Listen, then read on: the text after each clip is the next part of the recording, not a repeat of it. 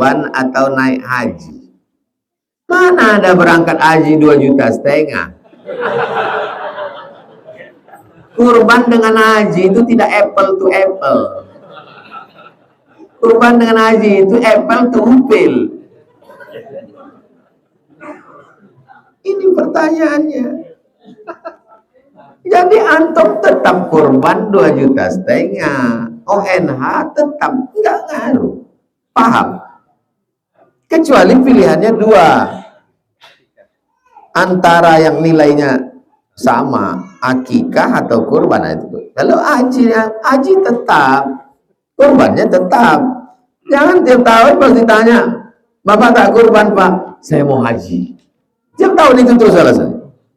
Masalahnya orang tua saya tak mau kurban karena ingin mengumpulkan dana untuk haji. Pak Haji belum haji lagi. Bapak tetap mau kurban. Boleh jadi karena kurban itu nanti rezeki melimpah. Jadi balik ke mindset. Kita kalau kita murah pula Allah menurunkannya. Banyak yang tak disangka-sangka. Min haitsu la yahtasib. Apa hukum main futsal sistem bayar lapangan besar kecil? Ada 2 tim main. 1 jam 100.000. Kami buat perjanjian. Siapa yang kalah bayar 60.000, yang menang 40. Apakah ini judi Pak Ustadz? Wa yauma la yasbituna la ta'tihim. Allah tanya sama Bani Israel. Bani Israel, ya, kalian beribadah sama aku, harinya kalian yang nyari. Kita hari Jumat itu dipilihkan Allah. Orang Yahudi disuruh Allah, Senin, Selasa, Rabu, Kamis, Jumat, kau cari kau mau hari apa?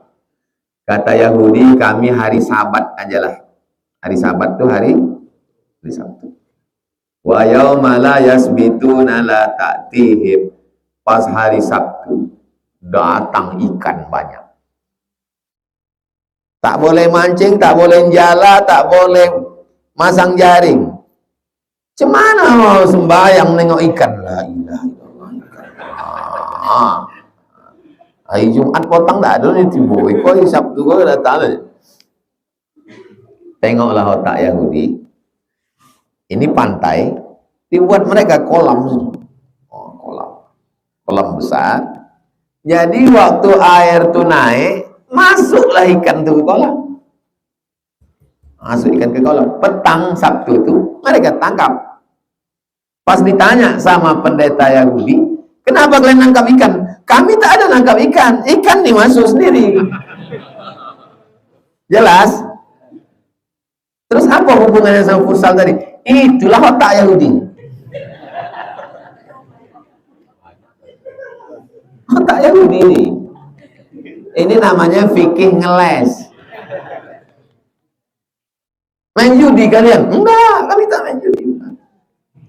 Kami tak main judi, cuma 40-60 aja. Paham? Setan kalau dia gagal ngajak antum buat dosa, dicarikannya dalil.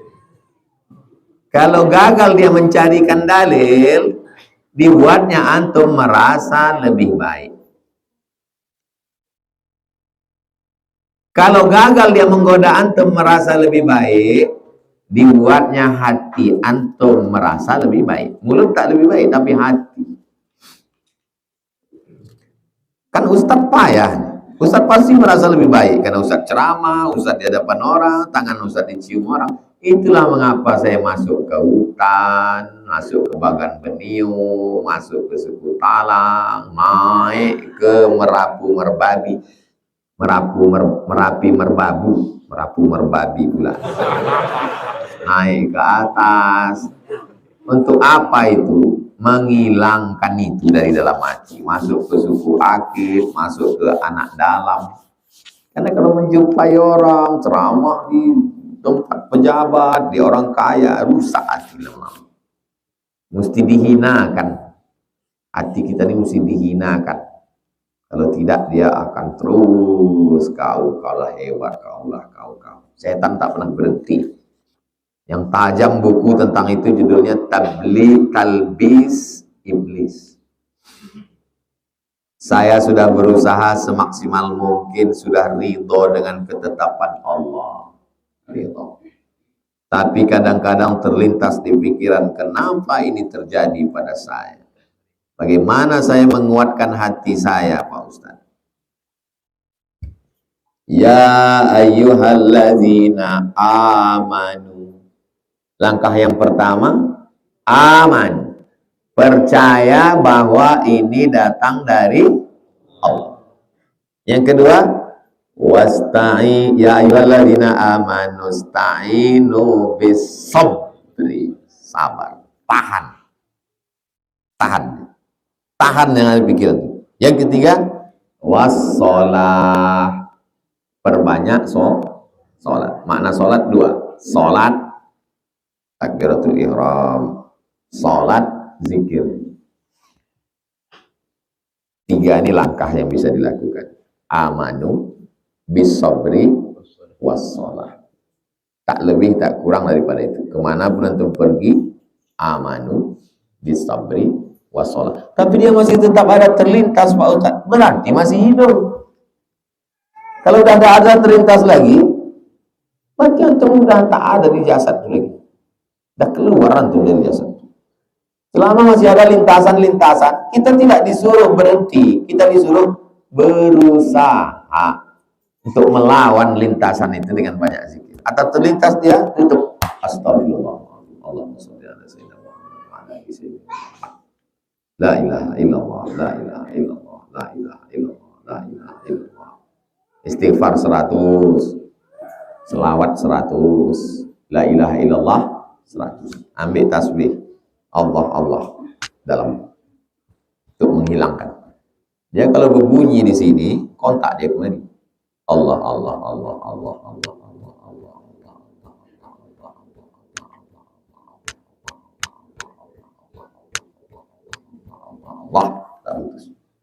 Untuk menghilangkan dari sini.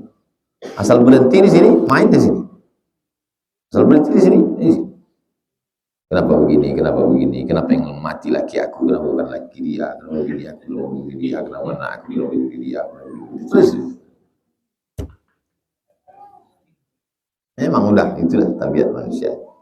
Jadi sebetulnya yang menaikkan darah tinggi, jantung koroner, kolesterol, asam urat, semuanya berasal dari sini, pikiran. Itu kenapa orang gila itu sehat. Karena dia tidak berpikir. Kan ada orang gila sakit.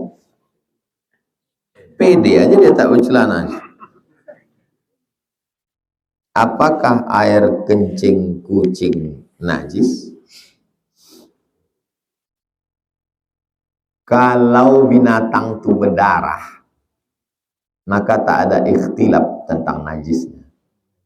Yang keluar dari perutnya, keluar dari belakangnya itu najis kalau berdarah. Yang ikhtilaf itu kalau tak berdarah, tai cocak, itu baru ikhtilaf. Jatuh tai cocak ke tempat sajadah, apakah cukup disentil atau mesti dicuci? Itu yang ikhtilaf. Adapun yang berdarah, kucing saya tak berdarah Pak Ustadz karena ayahnya cocak. Kucing itu berdarah atau tak berdarah? Berdarah. Maka tak ada ikhtilaf. Kencing kucing kena ke kain, basuh, cuci. Masuk kain sajadah kena kencing kucing dalam mesin, apa nama mesin cuci? Mesin cuci ya. Masuk dalam mesin cuci, berputar, keringkan, jangan langsung jemur. Karena mutanajis nih, semua yang di dalam tuh baju koko sama kain itu jadi najis. Karena udah bercampur dengan najis. Setelah keluar airnya, masuk bilas, Pak. Kalau perlu 2 kali bilas. Emak saya ini dulu mengajar saya, mengajar alif bata, mak, mengajar memasak. Nanti kau kuliah ke YIN, tak ada duit membeli, beli cabai, bawang, tomat, giling, jahe, lengkuas, masuk ke kuali, udah menggelogak, mendidih, masukkan ikan, dibasuh, ikan itu dibasuh, dicuci, selawat, celana, cocok, bagian ketiak, bagian kaki, digosok, jangan pakai pemutih, nanti lapuk, dikasih sabun, jemur ke panas, jangan sampai kering. Udah agak-agak mau kering baru dikocek untuk supaya bersih. Malu awak, ketiak busuk, hitam. Mak saya, ya Allah, mendidik saya. Sampai ke memasak, sampai ke mencuci. Nanti kain sesudah dimasukkan, dibilas. Waktu membilas berselawat kau. Maka saya buat tulisan, bukan perempuan biasa. Karena perempuan biasa hanya melahirkan aja. Mengandung lagi, melahirkan lagi, ibu engkaulah. Mak saya bukan sekedar melahirkan, ibu al-madrasatul ula. Jadi sampai hari ini saya memasak, mencuci, belajar, mengaji. Begitulah kita mendidik anak-anak kita. Walaupun kita bukan ibu, walaupun kita ayah, insya Allah. Amin. Bagaimana hukum memakai bulu mata palsu? Sekarang saya tengok bulu mata itu sampai pula ke atas.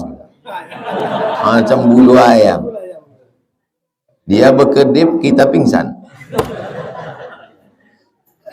Hadisnya riwayat Abdullah bin Mas'ud. La'anallahul washimat. Allah melaknat perempuan tukang buat tato. Karena zaman dulu tukang buat tato itu perempuan. Wal mutashimat, minta buatkan tato. Wal mutanammisat, mencabut, mencukur, apa namanya nih? Alis. Wal mutafallijat, mengotak-atik nih gigi. Lil husni, karena untuk mencantik-cantik. Lil husni.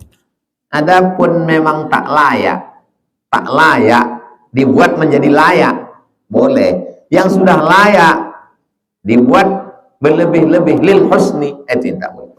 Sekarang pertanyaannya, ditambah ini, disambung sampai udah ada lengkap dikasih, malah itu merusak yang ada itu, sakit segala macam. Sebetulnya wahai saudariku perempuan, ku kasih tahu kalian, kami yang laki-laki menengok perempuan itu dengan makeup itu bukan takjub, takut. Nah, aku kasih tahu ini sebagai sudut pandang. Mungkin laki kalian tak jujur selama ini. Waktu ditanya, bang, adek cantik enggak? Wow, sebetulnya laki kau tuh penipu. Kami laki-laki ini menengok makeup yang mengerikan itu, tapi dia aja merasa, dia aja merasa itu kerja setan. Wala udhillannahum, aku sesatkan mereka. Wala umanniyannahum, aku buat dia berfantasi, berimajinasi, berhalusinasi. Aku yang paling cantik, aku yang paling hebat. Makanya orang-orang yang operasi plastik, oplas, pakai makeup, dia merasa. Orang nengoknya biasa aja, tapi dia merasa. Ini penyakit kejiwaan. Perempuan yang biasa-biasa aja, wajahmu cantik bukan karena bulu matamu sambung 3 kali pakai bulu mata ayam. Wajahmu cantik karena bekas tahajud, cahaya wudhu. Ibu sudah berapa umurnya? Hampir 40. Tapi sisa-sisa kecantikannya, kata tetangganya. Kenapa ya? Nggak ada pakai makeup. Ini bekas wudhu. Jadi ibu sangka kami ini tayamum semua. Bagaimana cara menasihati orang tua terbiasa merokok di tempat umum, sementara orang yang merokok tidak menyadari bahwa di sekitarnya banyak anak-anak, orang tua dan ibu-ibu. Kan sudah tertulis di apanya itu. Rokok dapat merusak kesehatan. Papanya merokok dapat merusak kesehatan. Yang merusak kesehatan itu rokok nan dampe. Kalau diboli indah.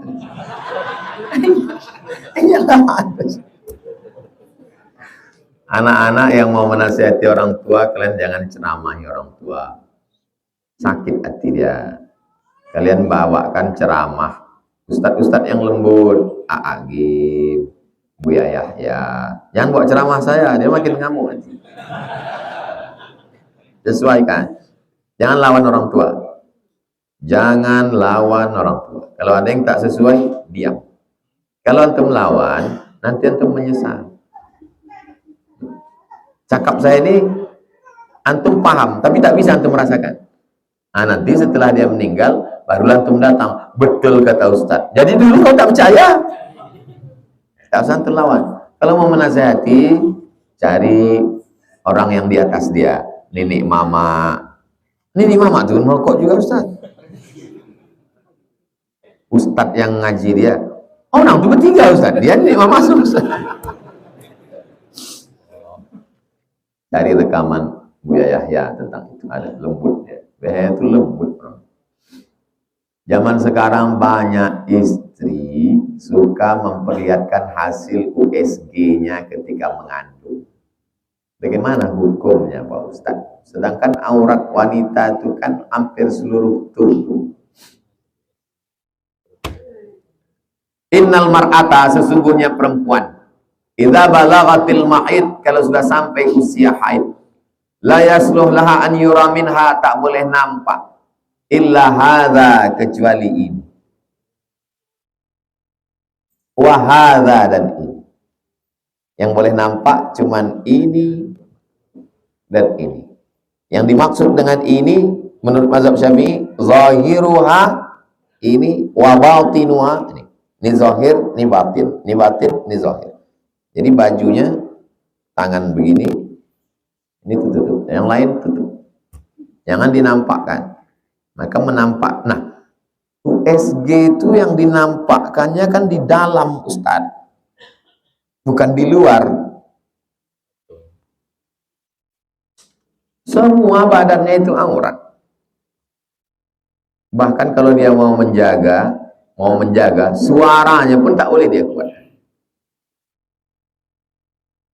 La takhda'na bil qaul, jangan bersuara mendesah, lemah gemulai, tak boleh. Kenapa? Yatma'alladzi fi qalbihi marad. Jadi saya tak pernah saya posting. Dibagikan kepada mertua supaya dia tahu. Kalau mau menjaga. Adapun bagi orang yang mengambil ilat sebab yang membolehkan, dalil dia, kata dia yang nampak itu yang kulit yang zahir nih. Adapun jantungnya, jantung bininya endoskopi masuk ke dalam. Endoskopi itu kamera dimasukkan ke dalam, dipoto ususnya, tengok. Karena di dalam itu alasan dia. Tapi kalau kita mau menjaga, lagi pula apalah gunanya itu diposting? Kata pintar dan merasa itu kalau digabungkan bisa positif bisa negatif. Negatifnya merasa pintar, positifnya pintar-pintar merasa. Pintar-pintar merasakan perasaan orang lain. Kalau ada orang tak punya anak, jangan cerita anak. Kalau ada orang tak berbini, jangan cerita bini. Itu namanya pintar merasa. Saya duduk bertiga, saya, kawan saya. Kawan ini cerita, anak saya Pak Ustadz, anak saya Pak Ustadz. Padahal kawan ini tak beranak. Kan sakit hati dia. Saya belokkan cerita lain. Saya kemarin, udah dia belokkan juga. Lama-lama pergi saya. Aku aja. Pandai-pandai merasa. Apa saja ikhtiar kita untuk mewujudkan lingkungan tempat tinggal menjadi lingkungan masyarakat yang taat kepada Allah. Dari mulai anak kecil sampai orang tua. Saya mau jalan Kamboja ini takut kepada Allah. Karena anak-anak cucu saya nanti di jalan Kamboja. Maka dari anak kecil, malam Senin, malam Selasa, malam Rabu, malam Kamis, malam Jumat mengaji gratis di depan TK Az-Zahra. Sehingga nanti kalau saya mati ditanya Allah, mengaji anak-anak jalan Kamboja itu sudah kubuatkan ya Allah, mak ayahnya tak mengirim. supaya mengaji. Karena saya kecil dulu diserahkan mak saya ke guru mengaji untuk anak-anak. Untuk ibu-ibunya setiap sore Jumat. Jumat pertama Ustadz Al-Nob akidah. Jumat kedua Ustadz Somad. Jumat ketiga Ustadz Zul Ikrami fikih. Jumat keempat Ustadz Hanafi akhlak. Jumat kelima Tahsin Ustazah. Tak ada alasan untuk ibu-ibu. Anaknya udah, ibunya udah, bapak-bapaknya. Oh, Ustaz Somad itu tak mau pengajian. Subuh Rabu. Sehingga nanti di akhirat, kau kenapa tak mengaji? Kami tak ngaji karena tak di absen. Oh, berat betul lah tugas saya itu dah. Nah, ini supaya di hadapan Allah nanti tidak ada. Anak-anak yang tak mampu, yang laki-laki dipalas dengan Ustadz Al-Nob, yang perempuan di sini.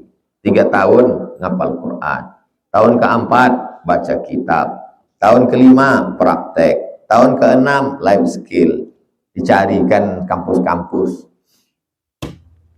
Rektor-rektor tuh kalau saya bicara disindir-sindir. Datang Dr. Saidul Amin ke rumah Rektor Nus Muhammadiyah. Kau tak pernah pula datang ke kampus. Nantilah bang, setelah anak ini tamat aliyah baru saya datang untuk menguruskan beasiswanya. Siap, gitu caranya. Itulah usaha kita. Apa ikhtiar untuk mewujudkan lingkungan tempat tinggal kita. Jangan sampai Abdul Somad tinggal jalan Kamboja, tak pernah buat pengajian, tak peduli pada anak-anak, tak mau tahu pengajian ibu-ibu, bapak-bapak tak dia urus, mobilnya lewat, kacanya hitam, tertutup, klakson pun tak berbunyi. Itu bukan usul. Kami dari ibu-ibu minta supaya berfoto sama Ustadz. Kita kenang-kenangan. Tapi bulan besok Pak Ustadz.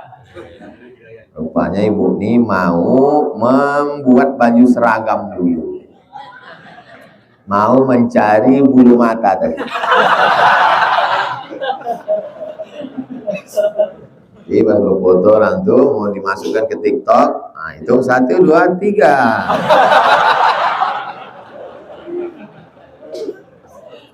Kenapa Ustaz Somad itu tak mau berfoto sama perempuan? Haters, musuh saya banyak di medsos.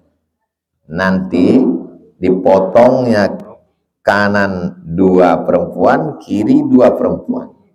Dibuatnya tengah. Sakinah, mawaddah, warahmah. Itulah mengapa saya tak pernah foto sama perempuan. Tapi biasanya ada laki-laki di kanan 1, kiri 1 laki-laki. Baru, kalaupun mau di crop, cropnya lah orang tuh berdua tuh. Terakhir, Ustadz dapat salam dari pemuda remaja masjid Datu Pangan, Kecamatan Barus.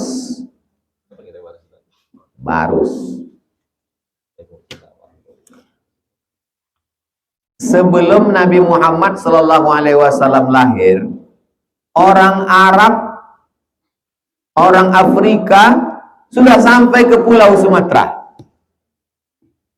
Kata Profesor Nakwib Alatas, guru besar di IIU International Islamic University, lulusan dari Cambridge University Inggris. Apa argumentasinya? Orang Mesir sudah sampai ke Sumatera. Antum tahu mumi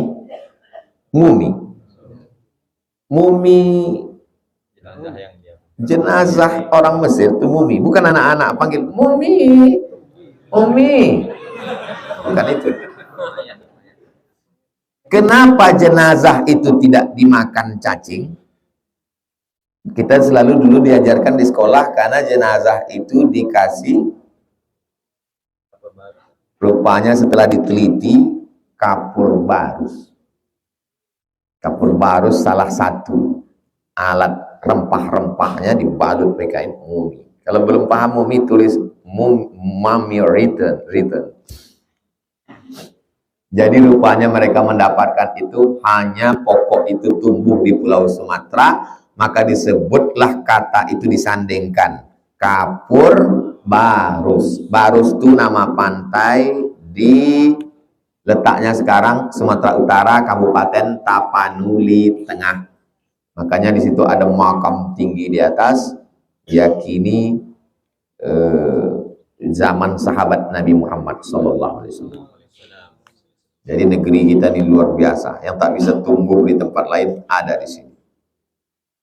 Salah satu kata bahasa Indonesia yang masuk dalam bahasa Arab adalah kata kafur. Kafur maksudnya kapur, bukan kapur tulis, kapur barus. Alhamdulillah, Allahumma sholli ala sayyidina Muhammad wa ala ali sayyidina Muhammad. Sama-sama kita Bapak, yang sama-sama kita hormati Bapak Wakil Wali Kota Pekanbaru, Bapak Markarius. Mohon maaf tak ingat lama terlengkap dan detail-detail.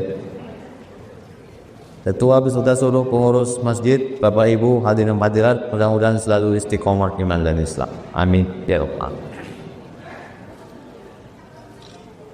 Pasangan suami istri memiliki beberapa anak, kemudian kebiasaan memberi anak terlebih dahulu untuk modal kehidupan. Nah, jadi bapak ibu yang punya anak ini dikasihnya anaknya ini modal. Kemudian salah satu dari pasangan suami istri tersebut meninggal. Apakah harta yang sudah diberikan ke anak tadi bisa ditarik lagi untuk dijadikan sebagai warisan? La yahillu li muslimin ayyu'tir atiyatan. Tidak boleh seorang muslim memberikan suatu pemberian, sesuatu yang dia berikan ke orang lain, summa yurji, kemudian dia minta balik. Tak boleh mudah kita kasih itu kita minta balik lagi, tak boleh. Illa kecuali al-walid li waladihi, kecuali orang tua kepada anak. Bisa. Ibu ngasih duit ke anak, habis itu minta balik, boleh. Bapak ngasih ke anak, diminta balik, boleh. Hadis riwayat Taman bin Hambal. Tapi ada beberapa yang tak bisa diminta balik. Contoh, bapak kasih duit 10 juta ke anak, kemudian duit 10 juta itu dipakai anak itu sebagai mahar nikah. Lalu kemudian ibu marah karena bininya melawan. Ang potang nikah orang dari Yambo, mau minta adik, tak usah. Karena sudah jadi mahar nikah. Yang kedua, yang tak bisa diminta balik. Bapak kasih anak duit 5 juta. Datang si anak, dipakainya duit 5 juta itu ke membayar utang. Lalu kemudian bapak minta balik. Mana pikir potong 5 juta? Tak bisa diminta lagi karena sudah dipakai untuk membayar utang. Yang ketiga, ini menurut negara. Bapak sama ibu kasih ke anak itu ruku, iko gibah ruku keuangan, kemudian dirubahnya namanya, pergi dia ke BPN Badan Pertanahan Nasional, lalu kemudian dibaliknya namanya. Itu kalau bapak minta balik ke pengadilan, pengadilan belum tentu mengabulkan karena tidak semua pendapat fikih bisa dikabulkan oleh pengadilan. Nah, jadi kalau hanya sekedar memberikan saja minta balik boleh. Nah, ini bagi anak-anak yang hadir di sini, kalau ayah pengen bagi, hati-hati dimintanya balik.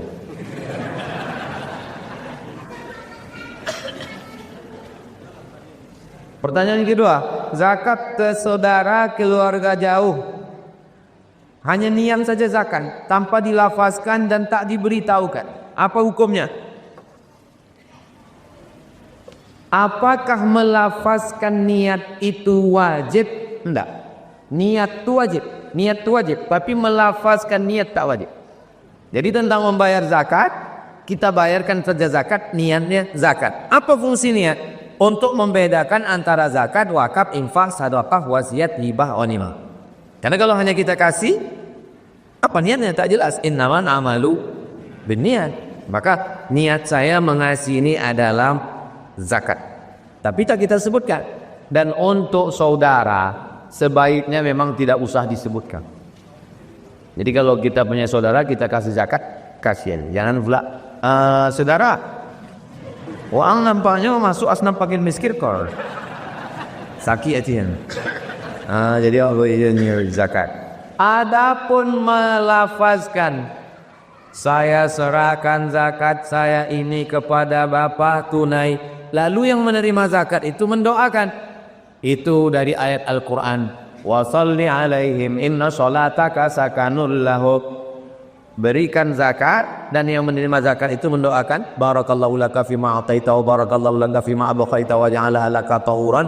Itu hukumnya sunnah, tidak wajib. Itulah kenapa zakat bisa dibayarkan melalui transfer banking, tanpa ada lafaz dan tanpa ada doa domar. Itu tentang masalah membayarkan zakat. Siapa yang tak boleh kita bayarkan zakat?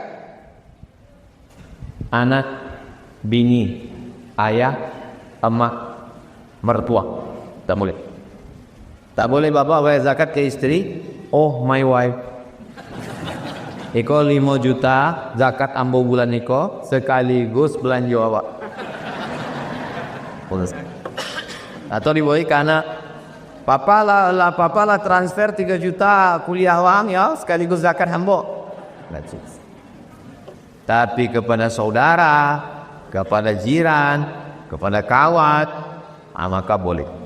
Orang tua kalau dia susah, kita kasih nafkah atau kita bayarkan zakat ke dia, ke mertua, tak boleh. Maka selain daripada itu, boleh kita bayarkan zakat. Tidak boleh memberikan zakat kepada orang yang wajib kita nafkah, tak boleh. Bapak tak boleh berzakat ke ibu, tapi ibu boleh berzakat ke bapak. Misalnya ibu orang kaya, memang apanya kaya, emaknya kaya, salah jatuh cinta. Lalu kemudian ya sabi, isi kau sebentar pakai miskin. Ambo kau bang, kesalahan ambo itu iko satulah, mencintai. Tapi dia ambo lah sampai hati, aku ambo kasih zakat 2,5%. Nyo hartanya 1 triliun. Zakatnya 2,5% berarti 2,5 miliar. Langsung apa jadi orang kaya?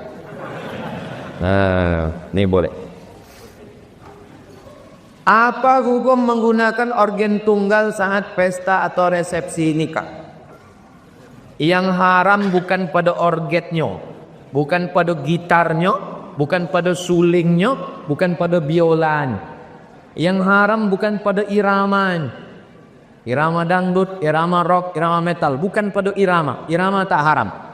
Yang haram itu ada pada lafaz cinta satu malam, kucing garong, selimut tetangga, pulang-pulang berbadan kuat. Itu haram saden.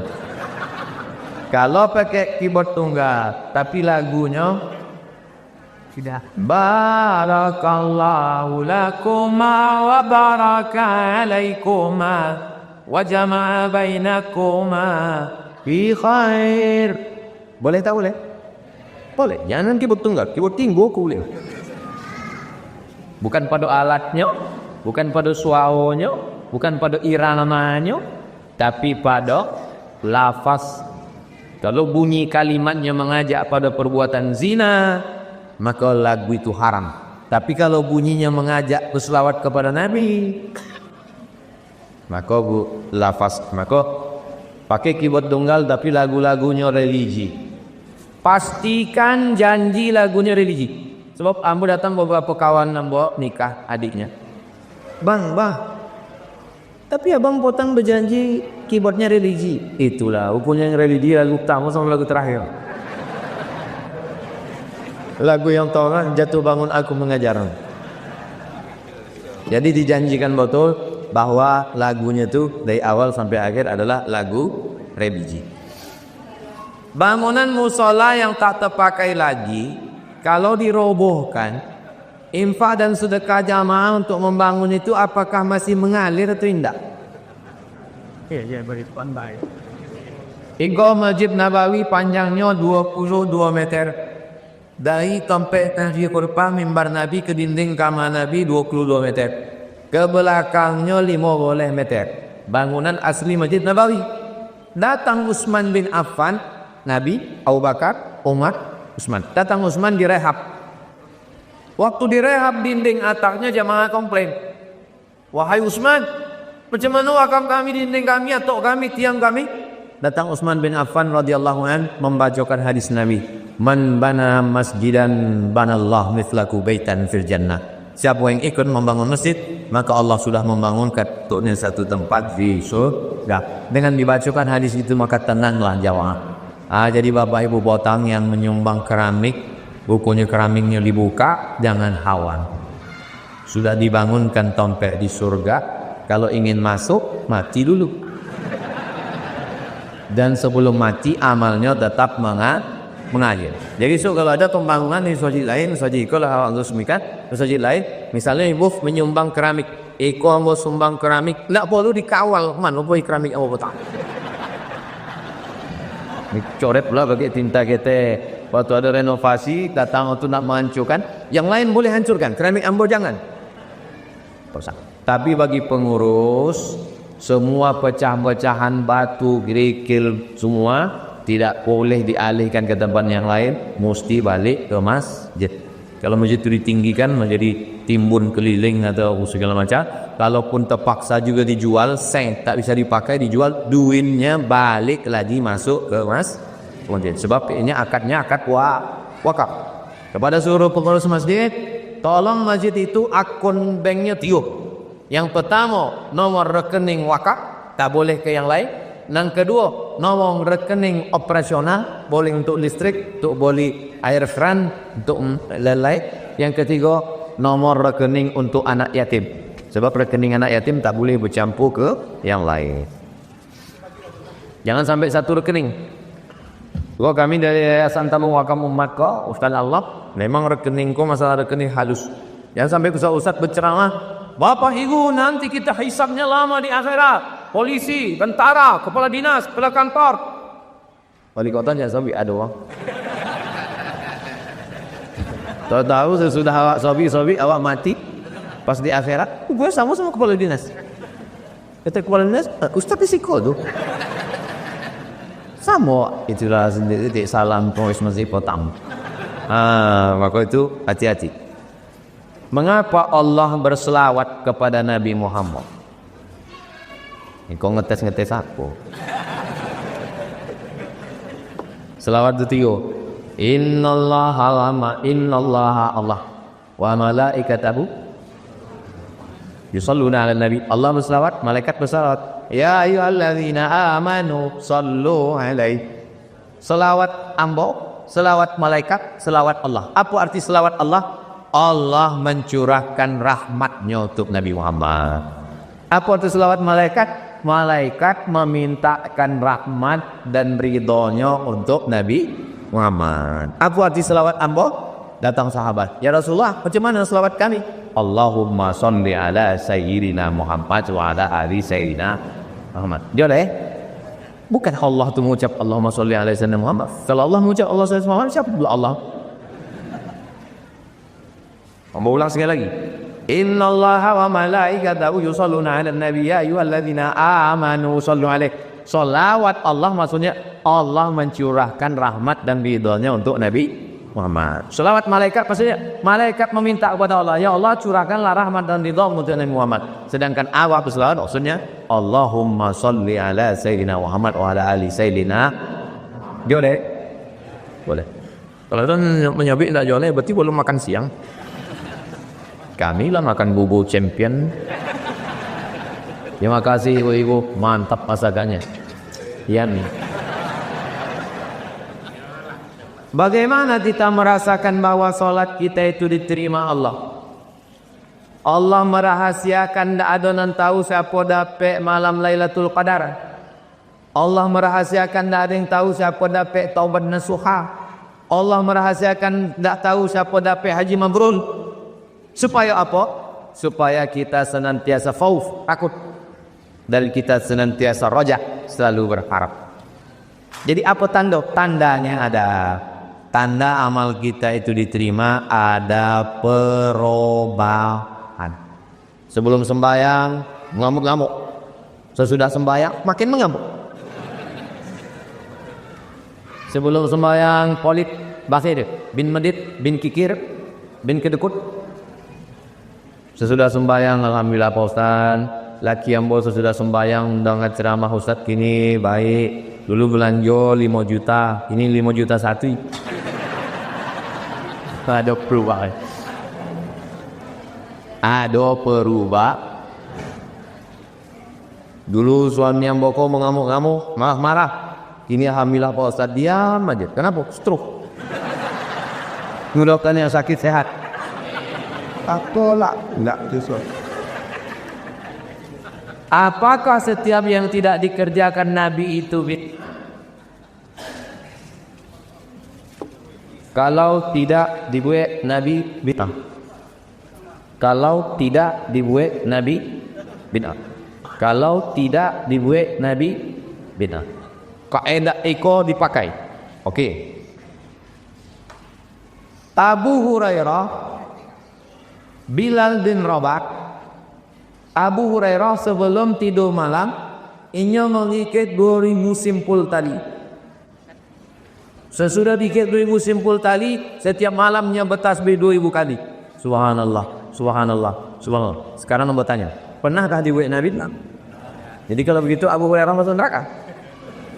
Ya, kata masuk neraka gara-gara kaidah tu kan? Imam Ahmad bin Hanbal punya anak laki-laki namanya Abdullah. Ditanya orang, anak Abdullah bin Ahmad bin Hanbal, wah anak Abdullah anak Ahmad bin Hanbal. Iya, ambu Abdullah anak Ahmad bin Hanbal. Imam Ahmad bin Hanbal, Imam Hanbali mazhab dan kompe. Imam Hanbali itu sembahyangnya berapa rakaat? Sehari semalam. Salazami'ati rakaat, 300 rakaat. Sekarang aku bertanya, ada Nabi membuat sembahyang 300 rakaat? Tidak. Berarti lah berapa orang masuk neraka? 2, gara-gara kaidah kau. 3. Imam Ahmad bin Hanbal membacakan doa dalam sembahyang, Rabbighfirli wa li walidayya wa li Muhammad bin Idris As-Safi. 40 tahun.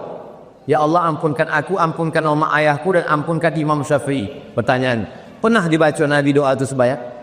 Tidak. Berarti lah berapa orang masuk neraka? Tetap 2, kan Imam Ahmad bin Hanbal. Hati-hati kau Ustaz, kau suka menjebak. Imam Ibnu Taimiyah selesai sembahyang, habis sembahyang subuh, ia menghadap ke langit, membaca, menghadap ke langit. Dia menghadap ke langit, membaca Al-Fatihah sampai terbit matahari. Bismillahirrahmanirrahim. Alhamdulillahirabbil alamin arrahmanir rahim maliki yaumiddin iyyaka na'budu wa iyyaka nasta'in. Pertanyaan, pernah Nabi habis sembahyang menghadap ke langit baca Fatihah sampai terbit matahari? Lah berapa orang masuk neraka? Kaedah iko batil. Kau kaedah menyebabkan orang banyak masuk neraka, batil. Jadi yang disebut bid'ah itu bukan syaratnya mesti dibuat Nabi. Yang disebut bid'ah adalah kalau bertentangan dengan Quran, bertentangan dengan hadis, bertentangan dengan ijma', bertentangan dengan qiyas, bertentangan dengan fatwa ulama, tidak ada dalil sama sekali, barulah bid'ah dhalalalah, masuk neraka. Jadi kalau disyaratkan, pernah dibuat Nabi? Pernah dibuat Nabi? Awak balikkan lagi. Puasa Nabi Daud, pernah dibuat Nabi? Tunjukkan sama mana hadis Nabi puasa Nabi Daud. Nabi hanya memuji puasa Nabi Daud. Lalu ada di antara bapak-bapak kau puasa Nabi Daud. Terus sampai tanya, apa anda makan sama mu? Ambo puasa. Puasa Nabi apa? Puasa Nabi Daud. Pernah dibuat Nabi? Enggak. Bapak masuk neraka. Ya kalau bapak aku bongak. Kalau nyepeh tak kepala wow aja. Sunnah itu 3. Yang pertama sunnah fi'liyah dibuat Nabi. Yang kedua sunnah qauliyah, Nabi menyebut tapi tidak nak buat. Itu sunnah ya namanya. Yang ketiga sunnah takririyah, sahabat membuat, Nabi setuju. Untuk membahas masalah itu, masalah yang dibangkitkan oleh Salafi Wahabi, ada spesialisnya di situ namanya Ustaz Allah Pinar. Sudah jadi. Ustaz, apakah sampai doa suami kepada istri yang sudah meninggal? Iko jangan yang bertanya bini kedua. Yang tersinggung ya. Misalnya ambo lalu di kubur. Ambo lalu di kubur Jalan Harapan Raya loket jembatan, kan? Lalu ambo ucapkan salam. Assalamualaikum ya alal kubur wa inna insyaallah bikum lahiqun yarhamullahu mustaqdimina wal mustaghfirin nasallallahu lana wa lakumul afiyah. Pertanyaannya, apakah doa ambo tu sampai pada orang yang di kubur tu? Sampai mana sampai? Sampai. Kalau doa ambo sampai kepada orang di kubur, apalagi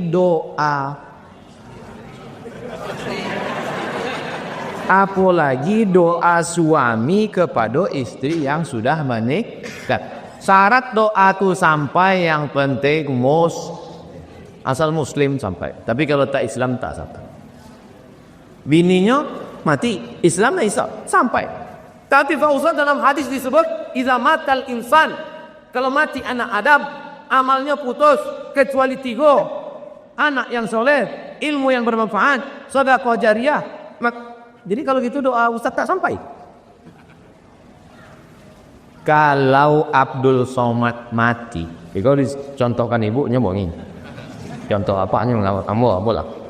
Kalau Abdul Somad kau mati, amalnya putih. Dan aku tanya, yang putus tu amal Abdul Somad apa amal jamaah? Amal Abdul Somad nan putus. Amal jamaah putus tidak? Itulah cerdasnya jamaah. Amal ibu bacakan Ustaz Somad meninggal, Allahumma firlahu warhamhu wa'afihi wa'afwan. Sampai apa sampai? Sampai. Jadi makna hadis izamata ibnu Adam itu maksudnya amal yang mati itu putih. Orang mati itu amalnya putih.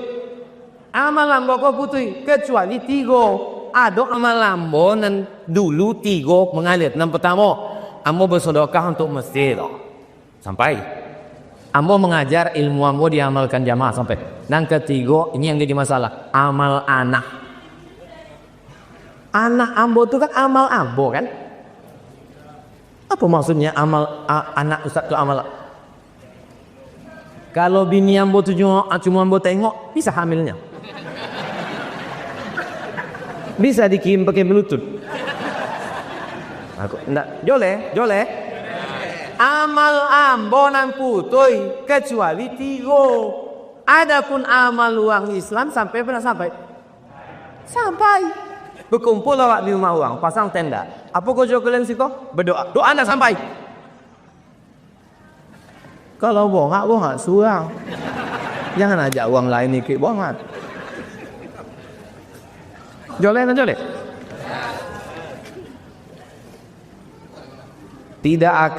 Allah tidak akan membebani seorang melainkan sesuai dengan kemampuannya. Jole itu la yukallifullahu nafsan illa usaha. Kenapa masih ada orang gila? Ambo asuh-asuhnya selama ceramah di masjid di kolam paling boek kan. Adalah menanya selawat Allah, ada menanya orang gila. Kenapa ada orang gila stres, depresi dan sampai bunuh diri karena tak sanggup lagi menjalani kehidupan ini? Pertanyaannya kenapa gila? Inyo gila karena nyo lari dari jalan yang sudah ditetapkan Allah. Kenapa orang bisa gila? Karena ikut bercakap. Ada apa-apa di tempatnya tak boleh disebut, menjaga kode etik jurnalis. Inyo membeli tanah untuk persiapan pensiun, ditanam sawit. Tanam sawit, kasih pupuk, bersihkan rumput, tanam sawit. Ketika sawitlah 3 tahun buah pasir, siapkanlah dodo nak memanen. Sampai di situ dari panen uang. Ini sawit saya, kata yang punya, ini sawit saya, ini surat saya sertifikat. Balik ke rumah, bercakap dalam kepala. Kenapa tanam sawit, kenapa boleh sawit, kenapa boleh tanam. Bercakap suang. Itulah lama-lama kalau lewat angkor senyum. Pertama bercakap suara, lama-lama bercakap sama supir, lama-lama bercakap sama motor, cakap. Tapi kalau copek balik ke agama, ndak akan gilo. La yukallifullahu nafsan illa wus'an. Cemana imakonya ndak jadi gilo? Anaknya kuliah di Unri. Nyopoi ke rumah sakit, dokternya baru meninggal. Dokter Darisman. Jalan Ahmad Yani. Sampai ke dokter dibawa ube. Dimakan ube, lolo. Begitu habis dosis terjaga lagi. Kenapa tanam sawit? Kenapa? Makan lagi. Akhirnya anaknya membawa ke pengajian Ustadz Somad di Akramun Nas Unri Sabtu Subuh. Amumpek tahun mengajar di situ. 2009, 2010 boleh, lu boleh. Habis itu pindah ke Al-Falah 3 boleh, baik boleh. Setelah itu ke An-Nur 5 boleh, 6 boleh. Setelah itu ambo viral keliling dunia. Datanglah Pak Iko setiap Sabtu subuh mendengarkan pengajian. Sesudah itulah ambo sehat Pak Ustadz. Jadi kalau orang ikut ajaran Islam bersyariat, sholat, zakat, puasa, haji, ikut jalur Allah, maka insya Allah segala ikhtiarnya cukup, maka dia la yukallifullahu nafsan illa usaha. Tapi kalau gilonya bukan karena sebab, tapi karena gen, ada gilo kok kena gen, karena keturunan, gilo ayahnya, gilo emaknya, anaknya, gilo kode, maka itu sudah takdir. Allah sudah menetapkan. Orang yang gila kalau begitu Allah tidak ada. Orang gila 3 yang tidak dinilai amal. Pertama, anil na'im hatta yastayqiz, orang tidur sampai bangun. Yang kedua, anil sabi hatta yahtalim, anak kecil sampai akil balik. Yang keempat, anil majnun, orang gila sampai sembuh. Orang gila di akhirat tidak lagi dihitung amal, langsung masuk ke dalam surga. Ingin langsung masuk ke dalam surga?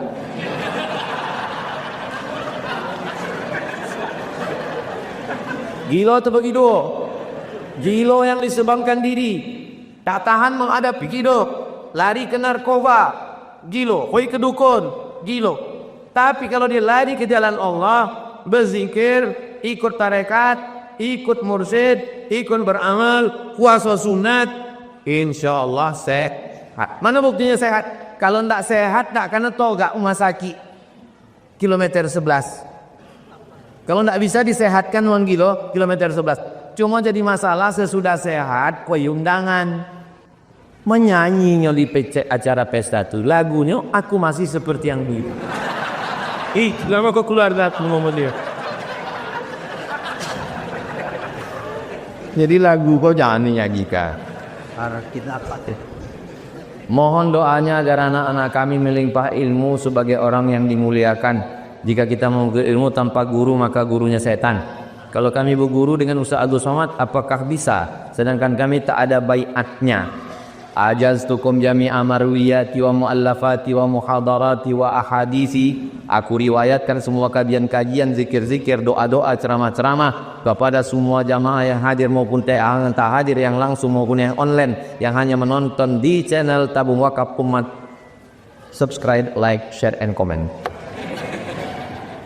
Maka semua yang sampaikan ini diijazahkan kepada jamaah. Kita punya hubungan hati, baik langsung maupun tak langsung, baik menonton di YouTube, kita amalkan. Siapapun guru-guru awak yang di medsos, yakinikan guru itu sifatnya 3. Pertama, akidahnya ahlus sunnah wal wujud dan baqo mukhalafatu lil hawadisi qiyamuhu binafsihi wahdaniyah qudrati iradatil mun'ayyar, sama basar kalam.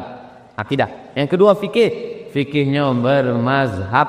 Kita di Indonesia pakai mazhab Syafi'i. Yang ketiga akhlak. Akhlaknya berakhlakul karimah, mengikut Al-Quran dan Sunnah yang dituliskan oleh Imam Abu Hamid Al-Ghazali dalam kitab Ihya Ulumuddin. Mudah-mudahan kita terjaga dalam akidah Ahlus Sunnah wal Jamaah. Amin ya rabbal alamin. Al-Hazini Al-Fatihah. أعوذ بالله من الشيطان الرجيم بسم الله الرحمن الرحيم